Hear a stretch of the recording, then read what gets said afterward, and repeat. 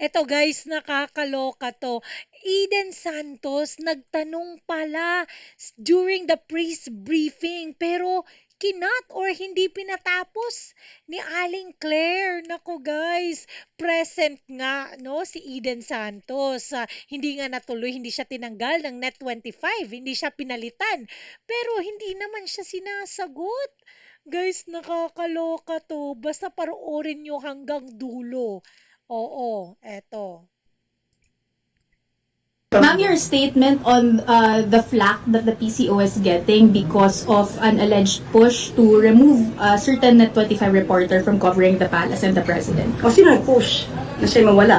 PCO, ma'am. The PCO wrote a letter to Net 25. O because of the breach protocol. Yun yung nasa video. At kung maraming meme na lumalabas ng mga vloggers na ito'y patungkol sa akin, nakita nyo naman kung paano naman ako sumagot, paano ko naman siya entertaining. So, it's not about me, it's not about her. Siguro sa nangyari sa video. Diba? Nakita nyo naman sa video. So, sa akin, anybody can ask me question. Diba? So, kung ano lang ba yung sinasabi ng PCO, siyempre, susundin natin yun.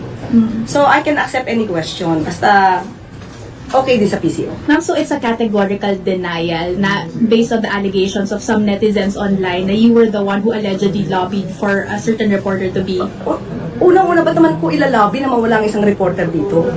Diba? Unless, meron talagang violation. Saka hindi ako po ang nagpapasya niyan. Hindi naman din po ako yung secretary. So, hindi naman po ang may hawak ng maro.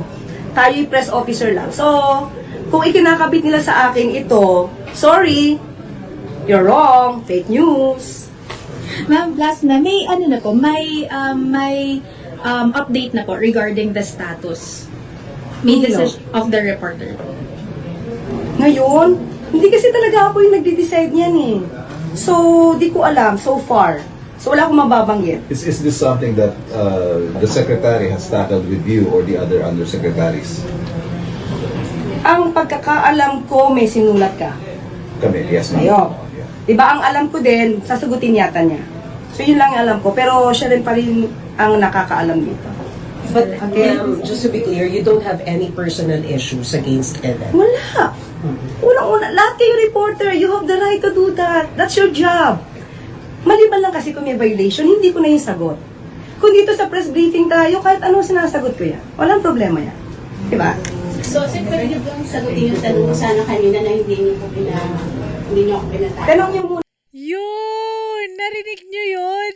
Habang all, parang lahat ng ina-interview nila, di ba, yung si Eden Santos yung bida. Pero si Eden Santos nasa gilid lang pala. Nandyan rin pala siya, guys. Grabe, narinig nyo yun? Pero ma'am, bakit hindi nyo ako sinasagot? O ulitin natin yung tanong ni ano ha, pakinggan yung maigi ha. Si Eden Santos yan eh. Diba? So, sir, pwede niyo bang sagutin yung tanong ko sana kanina na hindi niyo ako pinatay? Tanong niyo muna po kung pwede po sa PCO yun. Diba? Kasi syempre po, kung ano pa yung pwedeng maging topic natin dito. Oh, narinig niyo yung sabi niya? Tanong niyo po sa PCO kung pwede yun.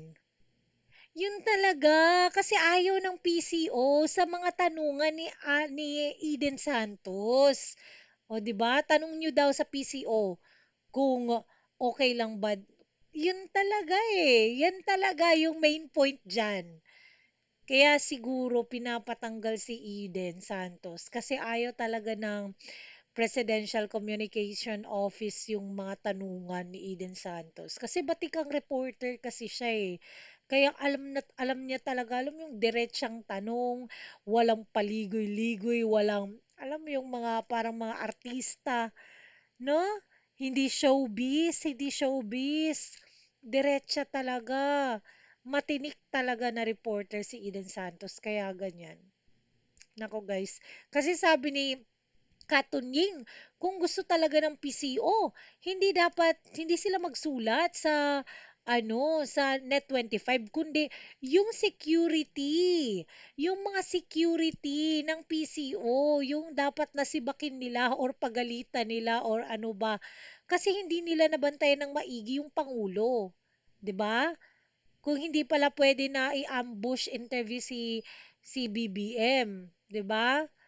Oh, tapos sabi pa nila dahil sa breach protocol, pero alam niyo sa interview na 'to, parang ano ko talaga, parang naririnig ko talaga na dahil talaga sa tanungan, the way kasi siya sumagot eh. Kahit hindi man niya direktang sinabi na dahil 'to sa mga tanungan, palagi nilang sinasabi dahil sa ambush interview, pero naku, ewan ko lang ah. Diba? Okay, sige, sige, sige. Tapos na po yung press briefing. It's only Oh, nakita niyo 'yun? 'Di ba nagtatanong pa si Eden Santos, pinukinat na sila. Okay, okay, okay, tama na 'yan, tama, 'di ba? Oh, ulitin natin. PCO yun. Diba? Kasi syempre po, kung ano pa yung pwedeng maging topic natin dito. Kasi dati Diba? naman po tinatanong. Thank you, please. Okay, sige, sige, sige. Tapos na po yung press briefing. 'Di ba? Thank you, thank you, thank you, please. Okay na po. Habang nagtatanong pa si Miss Eden. Oh, 'yan yung mablayang pamamahayag sa Pilipinas. So guys, anong masasabi nyo? Don't forget to like and comment down below. Ano bang sa tingin nyo? No? Anong mga nangyayari? So, ako guys, hanggang dito na lang tayo. God bless everyone. Don't forget to subscribe to my channel. Bye!